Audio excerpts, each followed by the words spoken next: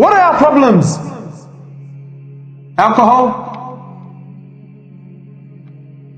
Today we have this Red Bull. I don't drink Red Bull. I drink the real stuff, brother. The good stuff. Girls, haram money. These are the problems that we face today. But how do these problems come? How do these problems come, my brothers? We said that the battle is between us and Shaytan.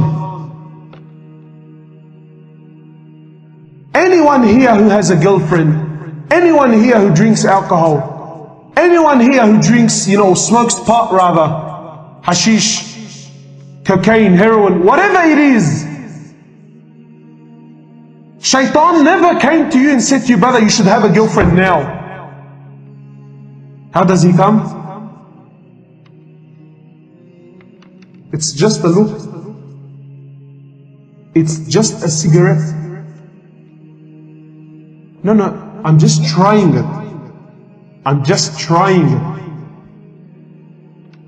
it. There's a story that I want to share with you. It's the story of Barsisa. Anyone heard the story of Barsisa? Yeah, you've heard the story of Barsisa? Barsisa was a great abid from the time of Banu Israel. Great abid, great pious man. He was a monk. Nowadays, a sheikh. And my brothers, as I share the story of Barsisa with you, don't think of Barsisa, think about yourself. Put yourself in the shoes of Barsisa. Barsisa was a great scholar, someone who worshipped Allah, very pious. The whole community knew about him. He had his own temple where he worshipped Allah day and night. And three brothers, they wanted to go in jihad, but they had a sister. And they said, if we go to jihad, who's going to look after our sister? So they said, who better than Barsisa? He's a great abid, he fears Allah, everyone, he's of high esteem.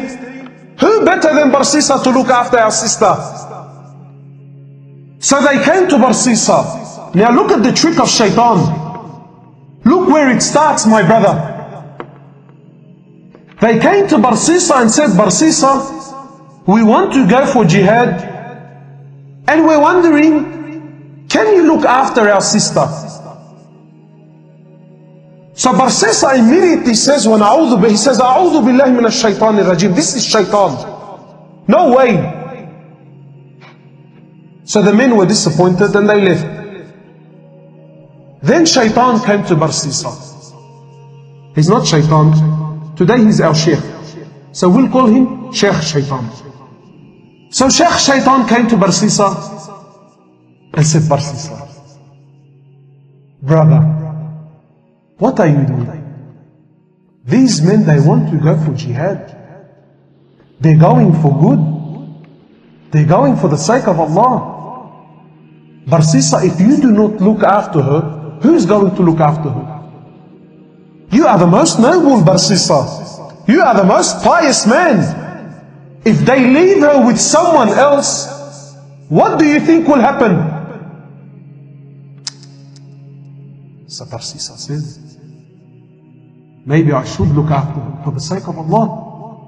For the sake that these brothers, look at the trick of Shaytan, man. When Shaytan knocks on your door, Shaytan does not want you to open it fully. Just a little peep, a little, who is it? That's all he wants. A little crack. That's all Shaytan wants. Shaytan has all the time in the world. Shaytan wants a little crack. So he calls the brothers back. He says, listen, for the sake of Allah, I will look after your sister, but she will not stay with me. Barsisa was a man who feared Allah. He was a genuine man who feared Allah, my brothers. Now I want you to think about yourself and relate this story to your life. He says, I will not keep your sister with me, She will stay in the house I have at the back of my temple. She will stay there and I will stay here. The brothers agreed. Said, no problem. The brothers went to jihad. And Barsisa would cook some food for her and put the food outside his door and make her come out from her house, come all the way, grab her food and go back. Look how much he feared Allah. But what happened? He already opened the door. So this happened for some time, and Shaytan has plenty of time on his hands, no problem. Take your time, brother, take your time. Until eventually, Shaytan comes to Barsisa, he says, Barsisa, don't you know that when you put the food outside, she has to come from her house, walk all the way to grab her food, and this is a fitna, people can see her. People can see her. So I think, Barsisa, this is Sheikh Shaytan now, his friend, Sheikh, I think you should put the food on her doorstep. Makes logic sense? So Barsisa cooks her food, goes to her door, knocks on her door and comes back. After some time, Barsisa, Sheikh Shaytan says to Barsisa, she still has to open her door, put the food inside the house. So this happened for some time, and the brothers took long. Now Sheikh Shaytan says to Barsisa, he says, Barsisa, you know, it's been a long time. This woman has no one to talk to, no friend, nobody to socialize. Maybe you should talk to her. Otherwise she will go outside and, Allahu Alam, cause fitna outside. For the sake of Allah, not for, no, brother, for the sake of Allah. So Barsisa now, he goes to the house. Look, he still fears Allah. From outside the house, he's talking to her, shouting, and she can't hear him properly. And after some time, Shaytan says, Barsisa, why are you embarrassing yourself? You're screaming and shouting. Go inside the house and speak to her there. My brothers, after some time, he started speaking to her inside the house. What was a little conversation became a longer one. After talking, now he wants to see. After seeing, he now started to touch. And after touching, the great Barsisa committed zina. How many of us, maybe we have not committed zina, but we fell in the same footsteps of Barsisa. Now he's committed zina. She falls pregnant. She gives birth to a baby boy. And Shaytan now comes to Barsisa, says, Barsisa, bro, if the brothers come back and see this young boy, and you were the one who was responsible for looking after her, how will you explain the boy? Now he's worried. He says, what do I do? He says, Barsisa, you have to kill the boy. You have to get rid of the evidence. So Barsisa kills the boy. What do we have now? Zina and murder. After some time, Sheikh comes back. Says, Barsisa, do you really think she's going to keep quiet about what happened? Do you really think she's not going to tell her brothers about what took place here? He says, what do I do? Kill her too. Zina and double murder. The brothers come back. Barsisa, where is our sister? He says to them, Inna lillahi wa inna ilayhi raji'un. Your sister, she became very ill and Allah took her life. Barsisa is a great abid, big sheikh. He does not lie. He says to the brothers, Inna lillahi wa inna ilayhi raji'un. Your sister, she became very sick and Allah took her life. The brothers had no other option. They said, where is she? He showed them a fictitious grave, a fake grave. He said, this is where she is. They made some dua for her and went home. The next morning, one of the brothers, he says, I had a very interesting dream last night. The other brother said, I had an interesting one too. What did you see? He says, I seen in my dream that our sister was not sick. Rather, she felt pregnant, she had a boy, and her and the kid were murdered. And I seen that she was not buried where he showed us, but she was buried somewhere else. So the other brother says, Ajib, I had the same dream.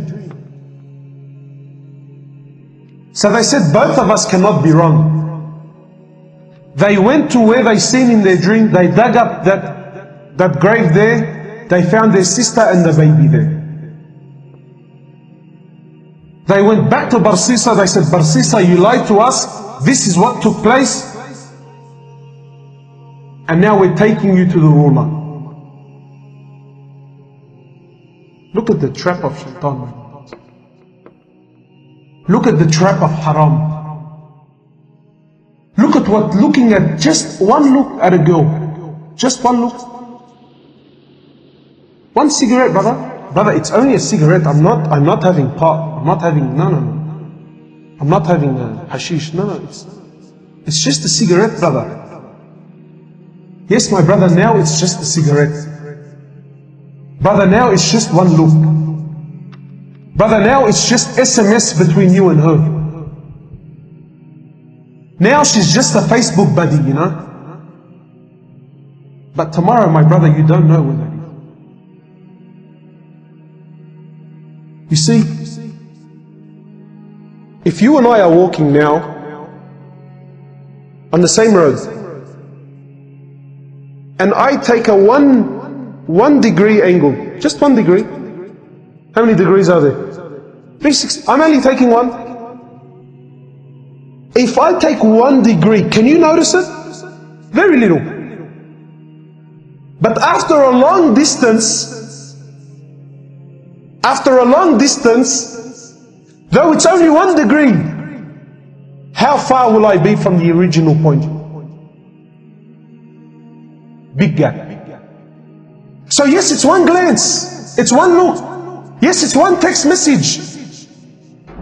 Yes, it's one loan. Sometimes, brother, I'm stuck now. I'm only taking just this one credit loan, just one time. I'm choking, brother, I'm choking. So yes, it's only once. But once you open that door, my brother. So now they're taking Barsisa where? To the ruler. Now on the way, Barsisa is looking at himself, he's thinking, how did I get in this mess? Zina, double murder, and now I'm going to be executed. So, when they bring him to the ruler, Shaytan comes to Barsisa in the form of man. He says, Barsisa, do you know who I am? He says, no. He says, Barsisa, I am Shaytan. And I am the one who caused you all this mess. And I'm also the one that can get you out. Look at, what did we say before? Shaytan will come to you when? At the moment of? And what will he give you, 50%? 100%. And Barsisa, was he what? Was he someone that was an ordinary person? What was he? Alim, Abid, he was a scholar. He was a righteous man. But because he opened the door to Shaytan once,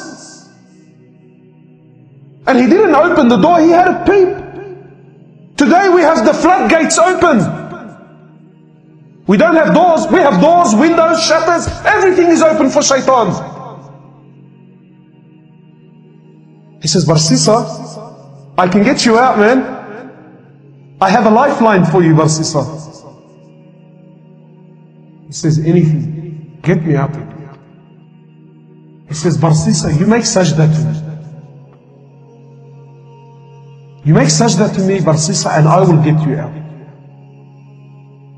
So Barsisa, he makes sajda to him. And Sheikh Shaytan says, thank you very much. It was nice knowing you. Assalamu alaikum. And shortly after, he was crucified. The last action in his life was what? Shirk, kufr to the highest level. How? From opening the door. When he opened the door, for whose sake did he open it? For the sake of Allah. But look at where he led him, my brother. My brothers, I see a lot of young faces around today. My brother, I'm not here to tell you halal, haram. It's your business, bro. Do what you want. But wallahi, my brother, you open the door for Shaytan, and this will be your end. You cannot outsmart Shaytan. Shaytan has been there since when? Before Adam. He was there before Adam. He has more experience. Shaytan has more knowledge. Shaytan has more knowledge about Islam than you, me, and every scholar. Every scholar, every Maulana, Sheikh, Mufti, whatever you call him. If you collected all the scholars of the world and put them together here, Shaytan has more knowledge than all of them. Do not play games with Shaytan, my brother.